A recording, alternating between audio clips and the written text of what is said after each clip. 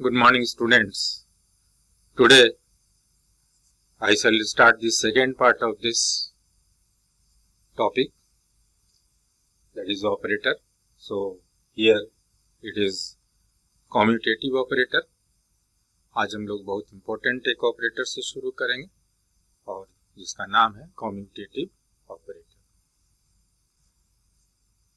अभी इसके लेक्चर के पहले जो हमने लेक्चर पूरा किया था उसमें मल्टीप्लिकेशन ऑफ ऑपरेटर्स को हमने डिस्कस किया था। उसी मल्टीप्लिकेशन से रिलेटेड ये भी ऑपरेटर है। In case of multiplication of operators, when the sequence of operator is change, then the result may change और मे नॉट चेंज। अगर एक से ज्यादा ऑपरेटर हम लोग यूज कर रहे हैं किसी फंक्शन पर, यदि उनका सीक्वेंस हम लोग चेंज कर दें तो जो रिजल्ट है वो सेम भी हो सकता है और डिफरेंट भी हो सकता है। जैसे एग्जांपल हम लोग देखें, मान लीजिए एक ऑपरेटर ए है और वो ऑपरेटर क्या है, d by d x. D by d x means taking differentiation with respect to x. अगर एक दूसरा ऑपरेटर हम लोग बी ऐसा ले जो मल्टीप्लिकेशन बाई एक्स स्क्वायर बताता हो, और यदि इन दोनों ऑपरेटर को हम एक function x to the power 3 है उस पर ऑपरेट कराते हैं, तो दो तरीके से हम लोग कर सकते हैं। एक बार a पहले लिखते हैं ऑपरेटर, b बाद में लिखते हैं, और दूसरी बार b पहले लिखते हैं और a बाद में लिखते हैं। देखें इनका क्या रिजल्ट आता है। तो बहुत सिंपल है कि a जो हमारा ऑपरेटर है वो differentiation with respect to x है, तो हमने d बाई डी एक्स लिख दिया। b जो हमारा ऑपरेटर है वो मल्टीप्लिकेशन बाई एक्स स्क्वायर है।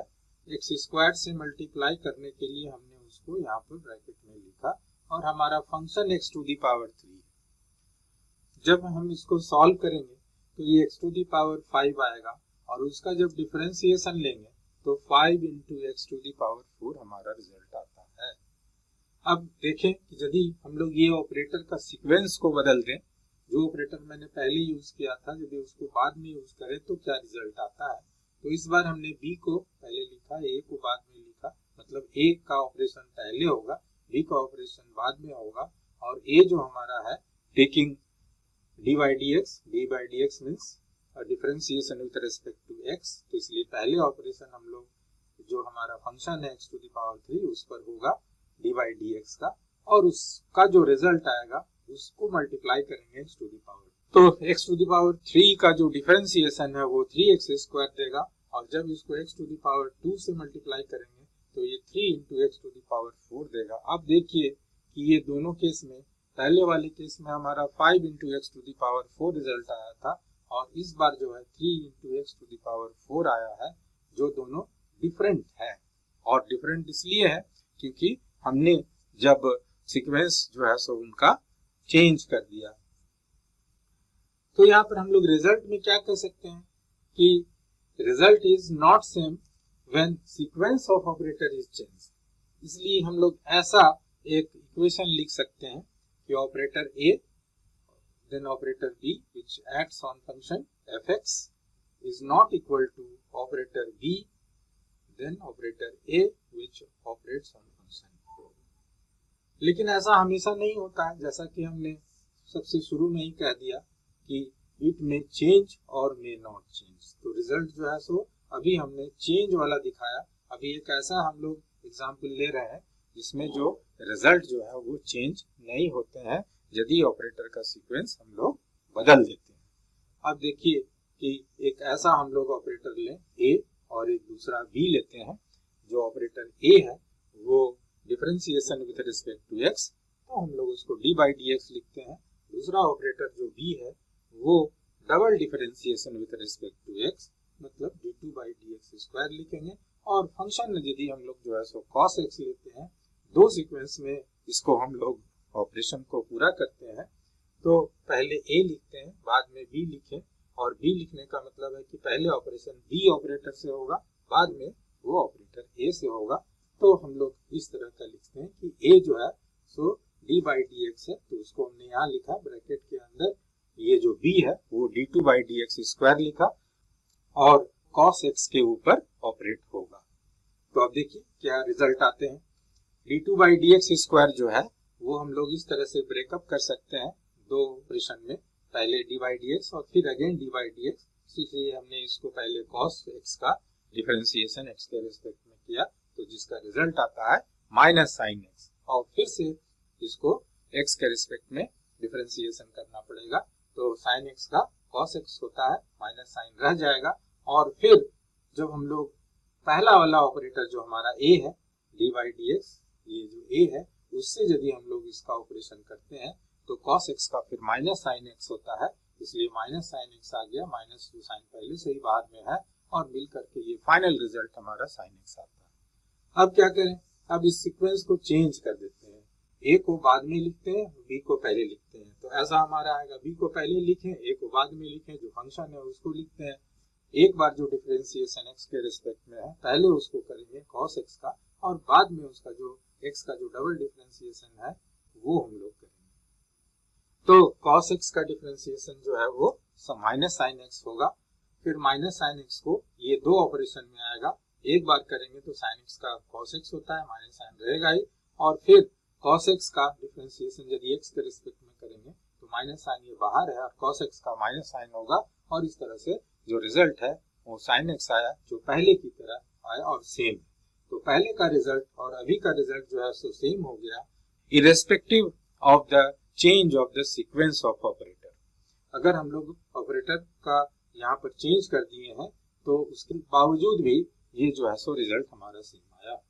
यहाँ पर हम लोग लिखते हैं कि here the result is same irrespective of the change in the sequence of the operator, hence operator A and B commute with each other, ऐसा हम लोग कहेंगे। यदि ऑपरेटर के सीक्वेंस में बदलने के बाद उनका रिजल्ट अगर सेम आता है तो हम लोग ऐसा कहेंगे कि ये दोनों जो ऑपरेटर हैं वो जो एक दूसरे के साथ कम्यूट करते हैं, और ये कम्यूटेटर ऑपरेटर कहलाएगा। यदि हम लोग लेते हैं कि टेकिंग एनी टू ऑपरेटर, अगर ए और बी दो ऑपरेटर लें और इस तरह से एक नया ऑपरेटर हम लोग बना सकते हैं ए बी माइनस बी ए, और ये जो हैट का साइन है, जो ऑपरेटर का साइन हमने पहले डिस्कस किया कि ये बतलाता है, इस तरह का साइन लिखने से हम लोग बोलेंगे कि ये ए और बी जो है सो कम्यूटेटर ऑपरेटर हैं। इनको इस तरह से भी लिखा जाता है, यदि ए और बी दो ऑपरेटर आपस में कम्यूट करते हैं तो इस तरह का भी साइन स्क्वायर ब्रैकेट के अंदर कॉमा दे करके उन दोनों ऑपरेटर को लिखते हैं।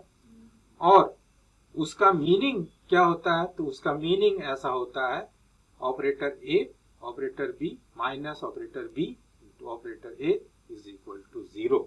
उसका मीनिंग फिर क्या निकला कि कम्यूटेटर मीन्स मल्टीप्लीकेशन विथ 0, क्योंकि जब इस इक्वल टू 0 लिखते हैं तो 0 कब होगा कि यदि 0 से इसको मल्टीप्लाई करेंगे तभी होगा, अदरवाइज कैसे होगा। इसलिए ये रिजल्ट हम लोगों को मिलेगा कि कम्यूटेटर मीन्स मल्टीप्लीकेशन विथ 0।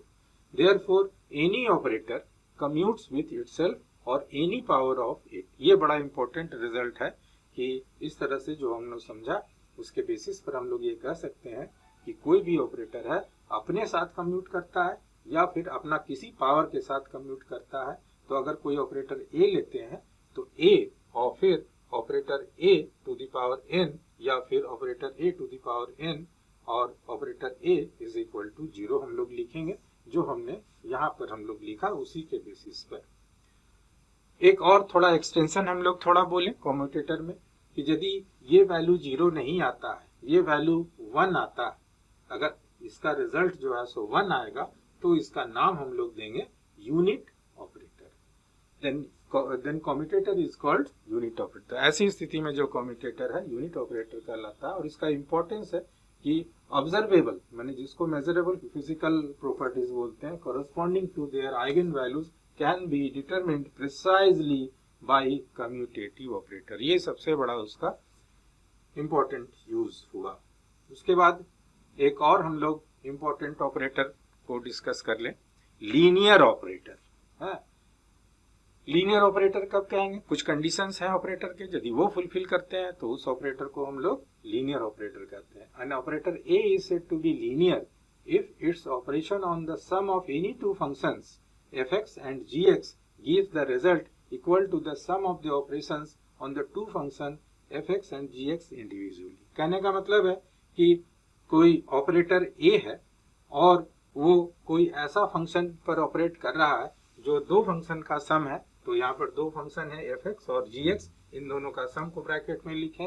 इसको यदि हम लोग इस ऑपरेटर से ऑपरेट कराएंगे और जो रिजल्ट आएगा और वो रिजल्ट इक्वल होगा यदि उन दोनों फंक्शन को इंडिविजुअली अगर हम लोग ऑपरेट करते हैं तो उसके बराबर होने से।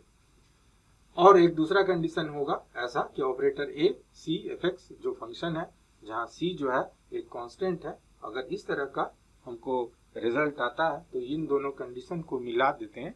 इन दोनों कंडीशन को जो फुलफिल करेगा उस ऑपरेटर को बोलेंगे लीनियर ऑपरेटर। जैसे एक एग्जांपल हम लोग लिए और एक कंडीशन फुलफिल नहीं करेगा तो उसको लीनियर ऑपरेटर हम लोग नहीं बोलेंगे। जैसे taking square root is not a linear operator. ये बहुत क्लियर है यहाँ से कि ये फंक्शन एक एफ एक्स है और ये फंक्शन जी एक्स है, दोनों का सम है और ये जो है सो स्क्वायर रूट एक ऑपरेटर है। अगर हम लोग इसको सॉल्व करेंगे और इसको फिर अलग अलग सॉल्व करेंगे, एफ एक्स का रूट अलग से लें और जी एक्स का रूट जो है सो अलग से लें तो उसका जो रिजल्ट है वो अलग आएगा, इसका रिजल्ट अलग आएगा। इसलिए taking square root is not a linear operator. और डी बाई डी एक्स और इस तरह से integration with respect to x, ये जो है सो लीनियर ऑपरेटर होते हैं। वेक्टर ऑपरेटर, उसके बाद एक और हम लोगों को इम्पोर्टेंट ऑपरेटर है vector operator. Operators are not limited to operate on function of one variable like fx or fx plus gx। मैंने ऐसा नहीं है कि जो ऑपरेटर है वो जो है सो उनका यूज केवल सिंगल फंक्शन पर ऑपरेट करने के लिए होता है। बहुत सारे ऐसे ऑपरेटर होते हैं जो एक से ज्यादा फंक्शन पर ऑपरेट कर सकते हैं। ऑल्सो ऑपरेटर्स में बी 2 और 3 डायमेंशनल ऑपरेटर, और उसके अलावा भी जो है सो ऑपरेटर जो होते हैं वो केवल एक डायमेंशन के नहीं बल्कि एक से अधिक डायमेंशन के भी हो सकते हैं। 3 डायमेंशनल ऑपरेटर भी होते हैं। एग्जाम्पल के तौर पर हम लोग बोलते हैं कि differential operators can operate on functions having more than one variable. जो डिफरेंशियल ऑपरेटर होते हैं वो एक से ज्यादा वेरिएबल पर ऑपरेट करते हैं, such that d by d x is one dimensional operator, but ये d by d x plus d by d y plus d y by d z is the 3 dimensional operator. ये देखने से ही लग रहा है कि केवल एक्स एक्सिस में ऑपरेट करेगा, लेकिन यहाँ जो ऑपरेटर है वो एक साथ है और ये 3 डायमेंशन में ऑपरेट करेंगे। And it can operate on a function F having more than one variable, और ये जो है सो ऐसे फंक्शन पर भी ऑपरेट करेंगे जिसमें एक से ज्यादा वेरिएबल हो। जैसे अगर हमने एक फंक्शन एफ लिखा है which depends upon x y and z, तो यहाँ पर ये वेरिएबल एक से ज्यादा फंक्शन पर ऑपरेट कर सकते हैं। जैसे अगर हम लोग ये ऑपरेटर यूज करते हैं d by d x plus d y by d y plus d y by d z, और ये फंक्शन जो है वो एक्स वाई जेड पर डिपेंड करता है, तो ये जो है सो हम लोग इसको इस तरह से लिख सकते हैं। एक और जो हम लोगों को इम्पोर्टेंट ऑपरेटर केमिस्ट्री में बार बार यूज करने पड़ते हैं वो ये दोनों जो साइन हम लोग जो देख रहे हैं ये दोनों ऑपरेटर हैं। इनको हम लोग डेल बोलते हैं, DEL यहाँ पे लिखे हुए हैं। इसको हम लोग डेल बोलते हैं और इसको हम लोग डेल स्क्वायर बोलते हैं।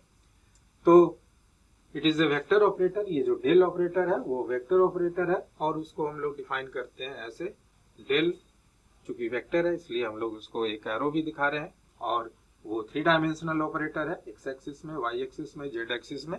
सो d by d x plus d by d y plus d by d z, और उनके साथ में चूंकि वो वेक्टर है इसलिए वो यूनिट वेक्टर भी लगा रहेगा। सो आई जे के जो है वो एक्स वाई और जेड एक्सिस में वो यूनिट वेक्टर साथ में लगे हुए हैं। If this vector operates on a scalar function, ये जो डेल अभी हमने जो देखा, ये जो ऑपरेटर डेल है, अगर ये एक स्केलर फंक्शन जो यहाँ पर हमने फाई लिखा है, फाई जो है एक स्केलर फंक्शन हो सकता है ऐसा हमने लिया है, और उसके पर ऑपरेट करेगा तो वो ग्रेडियंट ऑफ फाई कहलाता है। तो उसको हम लोग मैथमेटिकली ऐसे लिखेंगे। यदि ये जो है सो वेक्टर फंक्शन पर ऑपरेट करेगा तो उसको हम लोग जो है सो कर्ल बोलेंगे, ठीक है।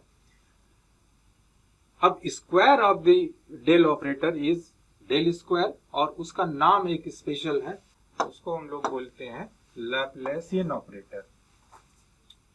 वो लैप्लेसियन ऑपरेटर कहलाता है और इस तरह से डिफाइन होगा, del square is equal to d2 by dx square plus d2 by dy square plus d2 by dz square.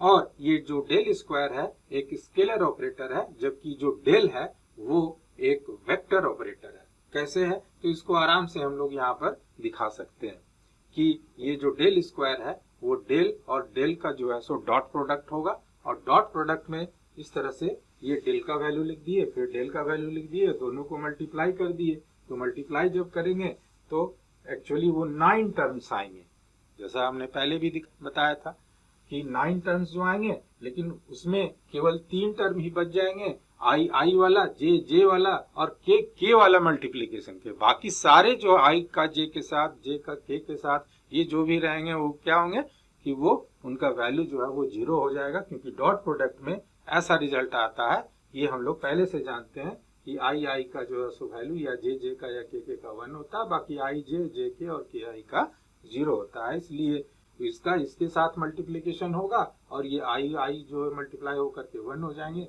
इसलिए ये जो है ऐसा करके बचेगा और उसका जो यूनिट जो वेक्टर है वो वैनिश हो गया, और इस तरह से ये जो पहले वेक्टर थे अब वो स्केलर ऑपरेटर में आ जाता है। So today I will finish my lecture at this point and this is part 2, और अगले लेक्चर जो part 3 होगा वहाँ से मैं इसी जगह पर चलूँगा। Thank you very much.